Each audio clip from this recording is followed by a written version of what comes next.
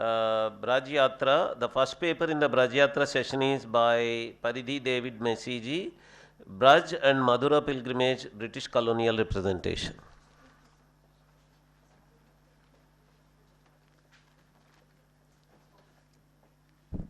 Good morning, everyone. I thank the organizers for inviting people from Braj, and Braj is vast. And so each of us bring a part of Braj to you, and I try and do a very humble work of what my own PhD thesis is sort of located at.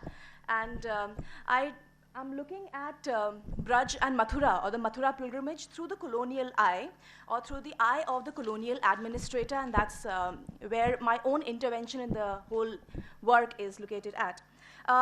What I'm looking at is the British period, or the 19th century, or 19th century. Let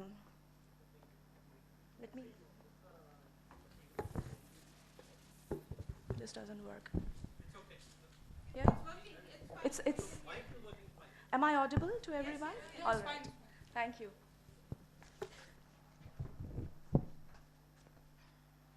Yeah.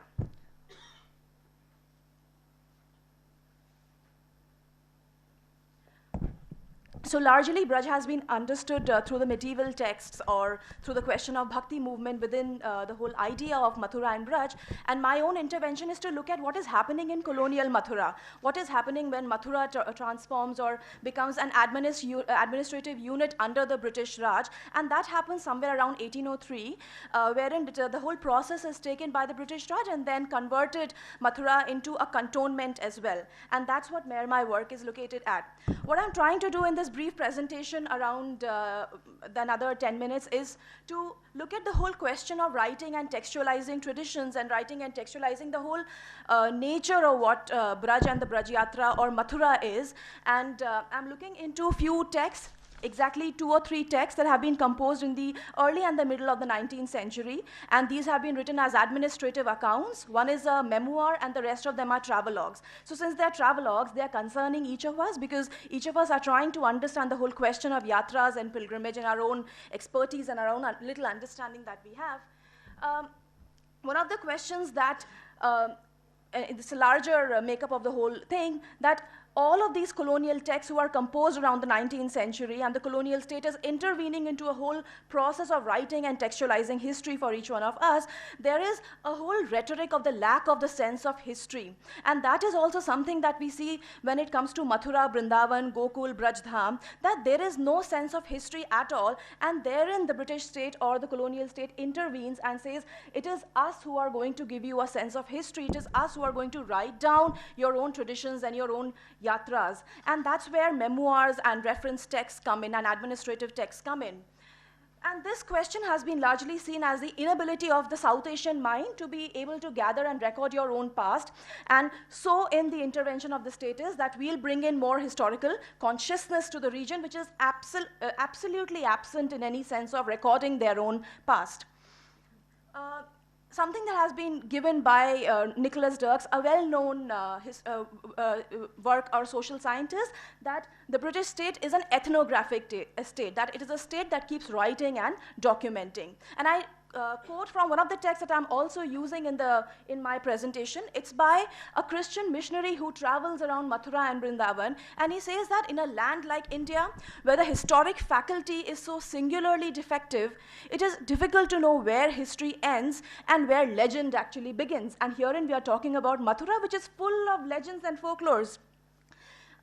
Is there any foundation, in fact, any of the elaborate stories so universally believed? So he starts off visiting Mathura and Vrindavan with that kind of a premise and a precedent in his mind, and that is a kind of work that he actually writes down and textualizing the region.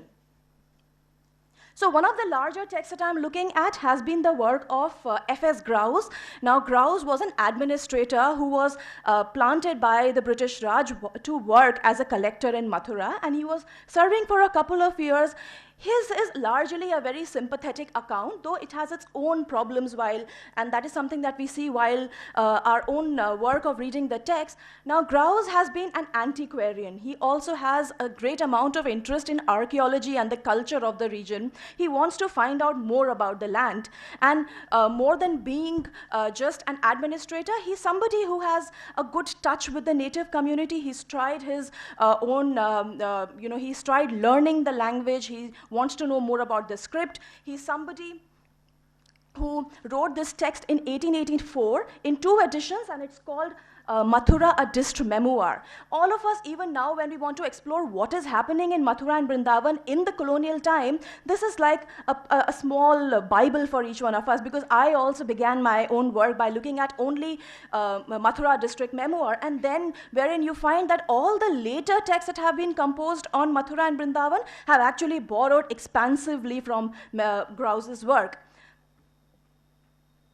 Grouse is, just a side info, Grouse is also somebody who is the founder of the very famous archaeological museum, Mathura Museum.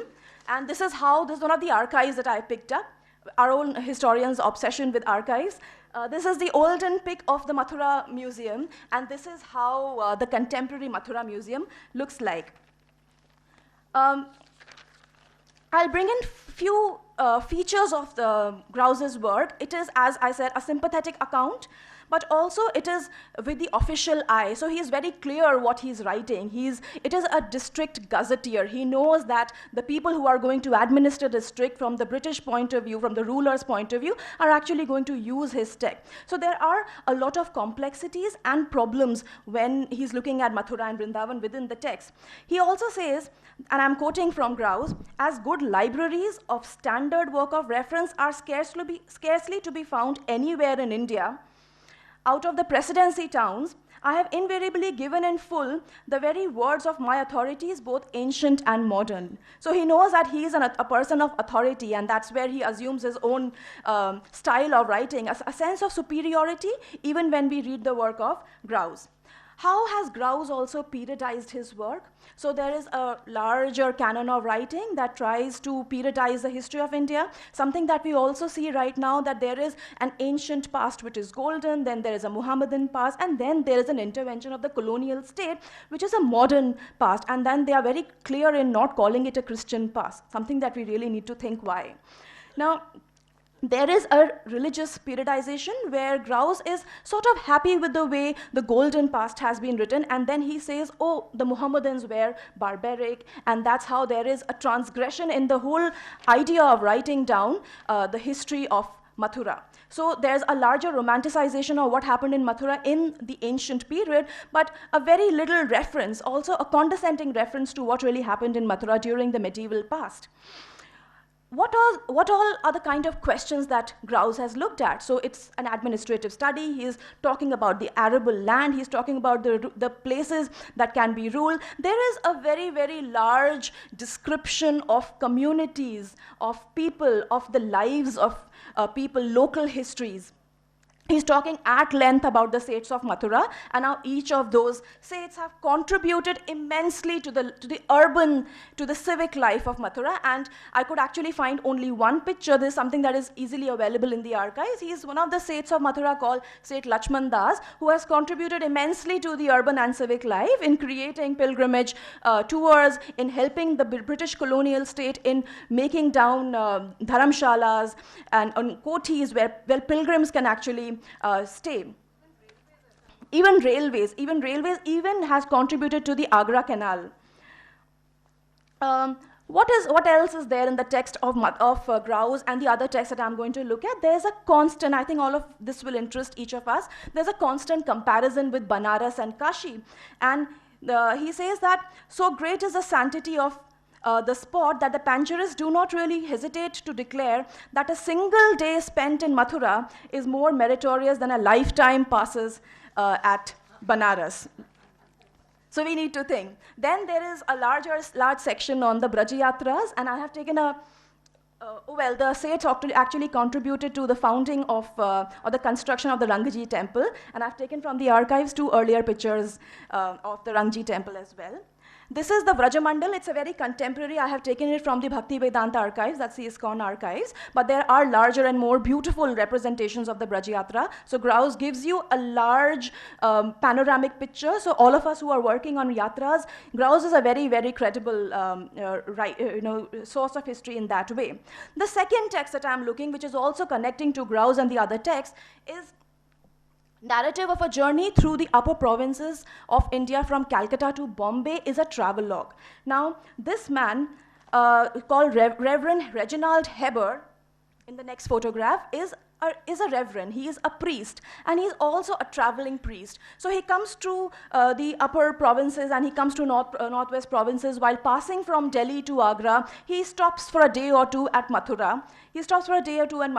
And then he looks at the people and the life, and he says, "Oh, greasy pandits, oh, absolutely, grossly deluded pilgrims have no idea what they are doing." And this is how the money-making scam is, the money-making process is taking place in Mathura. The next text that I'm looking at is also around the same time by someone known as Cameron Valentine Prinsep. He had stayed in Calcutta for a long time. He was born in Calcutta. His family had been in India. And he is a very renowned painter in England. And he was commissioned by the British state to actually write a book on India. And it was called The Glimpses of Imperial Past, which also has a large section on Mathura and Vrindavan, wherein the whole question of how dirty the whole city is, the temples have a lack of architecture. All of these questions, a very condescending idea of what the culture of the region is, comes into view.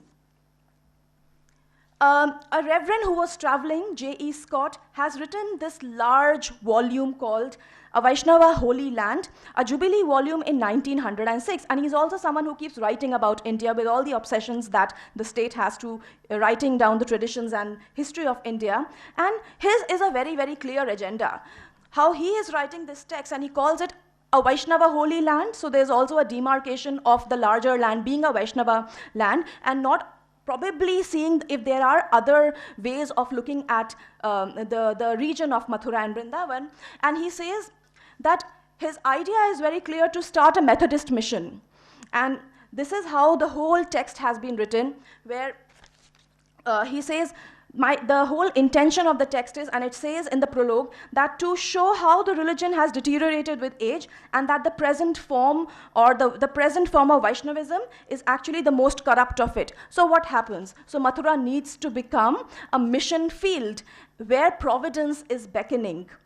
And he says that it is us missionaries who have to actually fight it out in the hard and challenging field of Mathura, wherein we need to be able to create a cantonment, which a cantonment actually comes in around 1806. So the entire landscape of this sacred geography, and I'm using Diana Eck's whole idea of what a sacred geography is, transforms.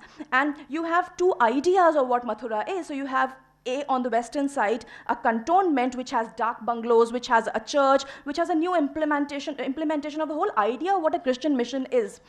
And that is interacting with the other largely Hindu idea of a Mathura. And then there are these tensions between the two. He's also recording the questions of these young widows around 10 or 11 years of old getting baptized by these Christian priests, and that is, they see the intervention of Christ. There's also a comparison between Krishna and Christ, and that's how the whole larger, this providence seems to be working. So why is it that I chose these texts? I'm interested in 19th century Mathura, and lesser has been written about Mathura because the whole medieval circuit of academicians have written a lot about the region. It's a very tiny intervention. I hope it makes some sense. Also, as a historian, I want to question texts, and I want to know why texts are written. And the questions are that why people write what they write, and the intention as to how texts have been written, and what is it when they write. There are lots of questions that they don't write. And with that thought, I leave this conference. Very, very thankful, and we have friends from Braj, and a lot of thanks from Braj, all of you. Thank you. Any questions? An eye-opener kind of a thing, because we always think it's Islamic. Yeah, thank you. Thank you. Any other questions? thank you.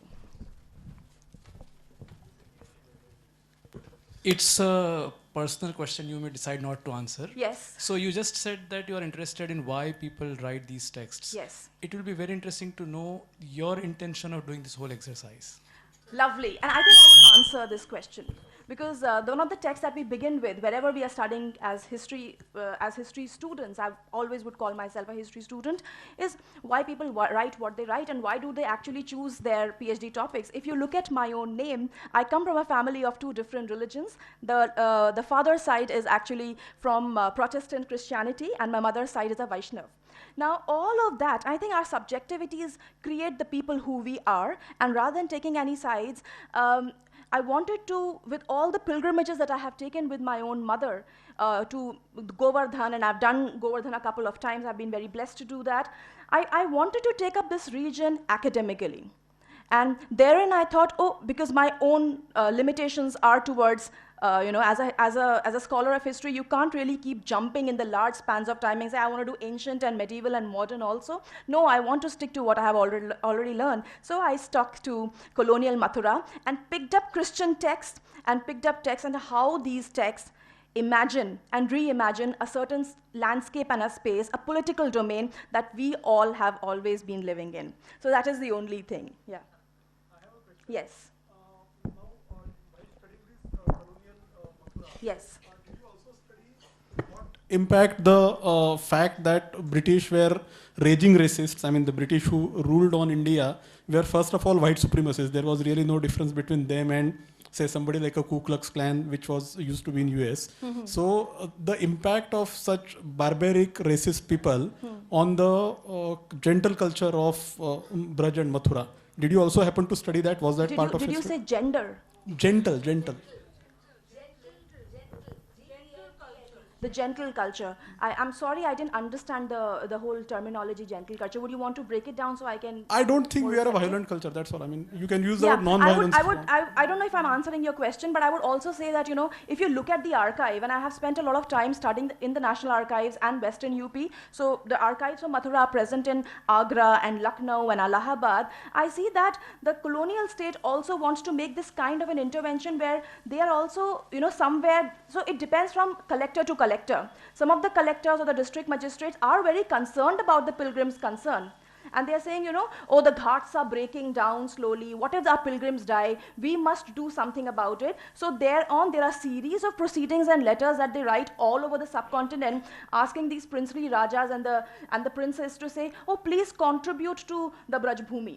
So you see that there is, we cannot be just viewing history in black and white and seeing that, oh, racist and not racist. The question is to be able to see that there are these gaps as well, and whether all of us are being able to see that as well. So I found both the kind of archive in my Ma'am, work. you can be racist and still be concerned about your subjects. So the slave owner, the plantation owners in US, Yeah. it is not as if they were never concerned about the health or well-being of the African American population which was under their command.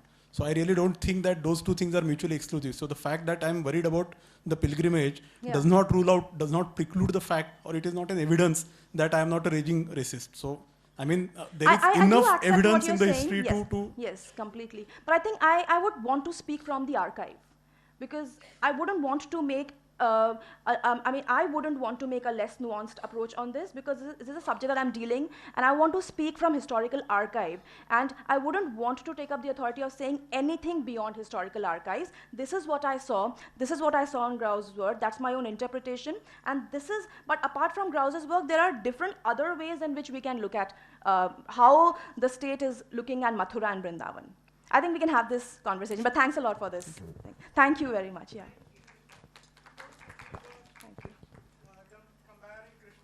Yes. My question is like, is Jesus worthy of comparing with Krishna? Is anyone worthy of comparison, first of all, right? I mean, it's, yeah.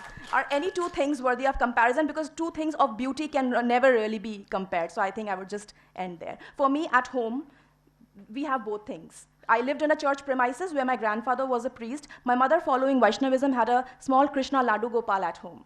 We had two things of beauty. So personally, I think if that question is personal, there cannot be a comparison. There can be a pluralism, and that's what all of us are about. That's what yatras are also about. Yeah. Thank you. Excuse me. I have one question. As you are studying archives, and one of my students is working on impact of colonialism on Braja culture, particularly the miniature painting.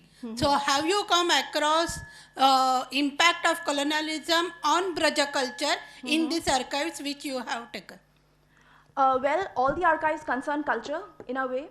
They're concerning all the. Asking you as an archive because it will be helpful for my student. If the student is working on art.